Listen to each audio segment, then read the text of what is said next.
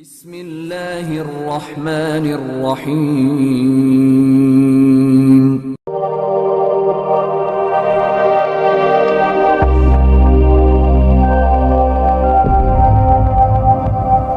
يا أيها الذين آمنوا اركعوا واسجدوا واعبدوا ربكم وافعلوا الخير لعلكم تفلحون.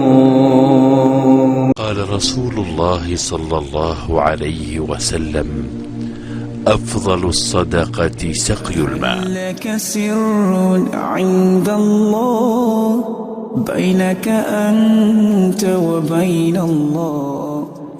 بسم الله الرحمن الرحيم. الحمد لله والصلاة والسلام على رسول الله. أيها الإخوة المشاهدون الكرام، السلام عليكم ورحمة الله وبركاته. بفضل الله عز وجل وكرمه نفتتح اليوم بإرماء صدقة جارية عن المرحوم عبد الله حنتوش جبر السوداني من جمهورية العراق، التي تم حفرها في هذه القرية التابعة لولاية نيلفامري لدولة بنغلاديش. هذه المنطقة إخوتي الكرام منطقة فقيرة، غالبية الأهالي هنا هم فقراء بسطاء ذو دخل محدود. الحمد لله تم الحفر في مكان مناسب جدا. أسأل الله عز وجل أن يتقبل منكم ويجعل قبر المرحوم عبد الله حنتوش جبر السوداني روضة من رياض الجنة، وأن يغفر له ويرحمه ويسقيه من حوض نبينا محمد صلى الله عليه وسلم شربة هنية لا يظمأ بعدها أبدا. آمين. وصلى الله على نبينا محمد وعلى آله وصحبه وسلم. الحمد لله رب العالمين. ربنا ظلمنا أنفسنا وإن لم تغفر لنا وترحمنا لنكونن من الخاسرين. آمين. ربنا لا تزغ قلوبنا بعد إذ هديتنا وهب لنا من لدنك رحمة إنك أنت الوهاب. آمين. আয় রব্বুল আলামিন, আল্লাহ আমাদের সবাইকে কবুল ও মঞ্জুর করিয়ে নিন। আমিন। আয় রব্বুল আলামিন, আল্লাহ বেশি বেশি করে দান করার তৌফিক দিন।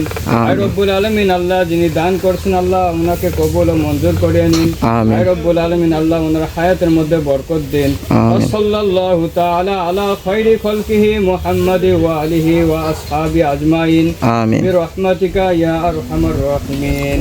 قدرك عند الله، هل لك سر عند الله بينك أنت وبين الله، هل لك صدقات تخفى لا يعلمها إلا الله، قصص لا تكشف إلا بكتابك حين ترى الله، ما حراك بهذا أن يكبر قدرك